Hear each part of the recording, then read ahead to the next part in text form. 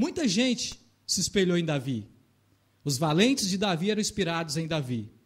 Alguns tempos atrás, meses atrás, eu ouvi um pregador pregando uma palavra, relatando sobre Davi, e ele disse que Davi, quando a Bíblia relata que era de gentil aspecto, Davi tinha uma beleza feminina. Isso é uma mentira. Davi tinha uma beleza masculina e era homem mesmo. Ele não estava com aquilo dizendo que Davi era homossexual. Eu entendi bem o que ele disse. Ele quis dizer que Davi era desprezado pela família porque tinha uma beleza feminina, algo atípico. Mas Davi tinha sintomas de macho. Porque quando o espírito mau se apoderou de Saul, a Bíblia diz que alguém disse, vamos procurar um arpista para expulsar esse espírito mau de Saul.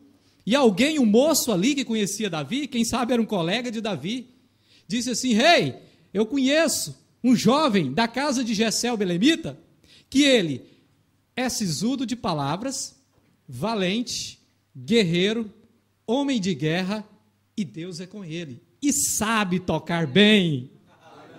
Saul deu uma olhada, Saul já estava endemoniado para poder dizer, traga esse rapaz.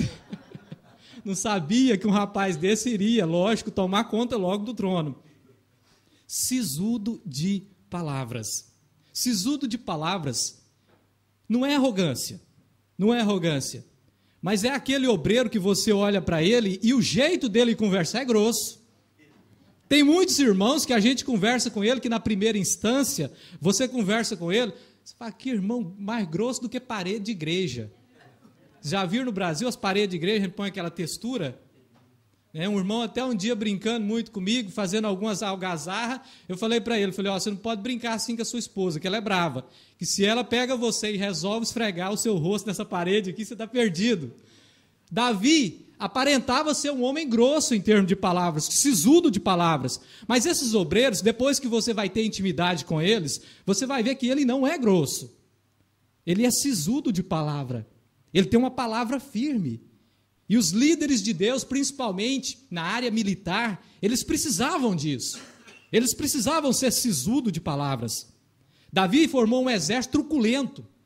Se você for parar para ver a história da Bíblia, Davi formou um exército de 400 homens que vieram a ele na caverna de Adulão, que hoje é um vilarejo que se chama a Vila de Aldeimar, que ainda existe até nos dias de hoje. Davi vieram a ele homens truculentos. Homens que não tinham formação acadêmica, homens que não tinham conhecimento, homens endividados numa terra amaldiçoada. Chegaram a Davi e Davi disse, o que esse povo quer comigo? O que esse povo veio fazer a mim? E eles disseram, nós não temos esperança na terra. Nós estamos perdidos, endividados, nós estamos derrotados. E nós viemos porque você foge de Saul, porque você está escondido numa caverna. E nós sabemos que você é guerreiro, nós sabemos que você é valente, nós sabemos que você é homem de guerra, nós sabemos que além de você ter sensibilidade para adorar a Deus, você é um general de mão cheia. E nós queremos que você seja líder sobre nós. E Davi então se faz líder sobre aqueles homens. Homens truculentos, irmãos. Homens truculentos, que a Bíblia relata, um por nome de Benaia, que no tempo da neve, ele desceu a cova e matou um urso dentro da cova no tempo da neve. Esse mesmo Benaia, ele também feriu um egípcio que trazia na mão uma lança de tecelão, um egípcio maior ainda do que era o próprio Golias. Benaia poderia olhar para aquele egípcio e dizer assim, você é gigante, a minha inspiração é Davi, e Golias já caiu, e você também vai por terra. Então eram homens que não tinham sensibilidade, porém, eram homens guerreiros. E Davi, então sendo esse líder que tinha tudo, essas qualidades todas, homens se espelhavam nele. Os valentes de Davi se espelhavam em Davi. Os valentes de Davi olhavam para Davi e diziam assim, esse é o nosso líder, vamos lá. Eu quero abrir um parênteses aqui e quero te fazer uma pergunta. Quem você tem influenciado? Na sua geração, quem você tem influenciado? Em Davi eu vejo o maior formador de líderes da história da Bíblia. Moisés formou Josué, tá bom, deixou um sucessor. Elias deixou um sucessor em dobro. Eliseu com o espírito dobrado, a porção dobrada do espírito de Elias. Muitos homens de Deus deixaram seus líderes, porém alguns não deixaram líderes, falharam nisso, porque a obra de Deus ela precisa prosseguir. Você precisa formar líderes, obreiro. Você precisa fazer liderança. Graças a Deus, eu louvo a Deus que o meu ministério foi formado sob a liderança de um grande homem de Deus.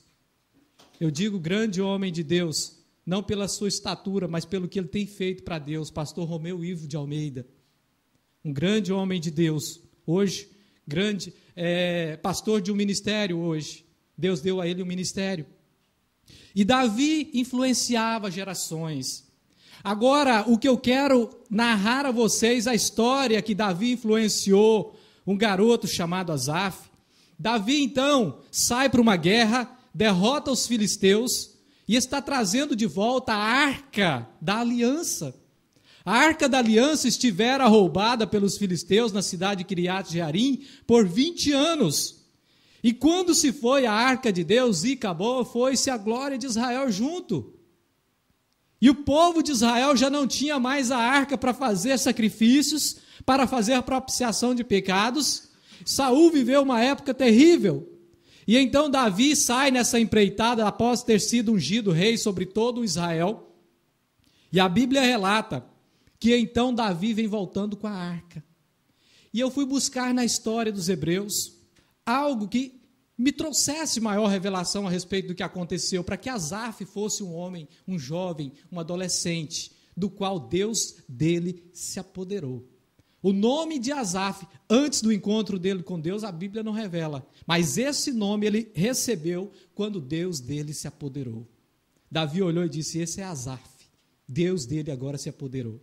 Então vem Davi com 30 mil homens, que a Bíblia nos relata no segundo livro de Samuel, capítulo 6.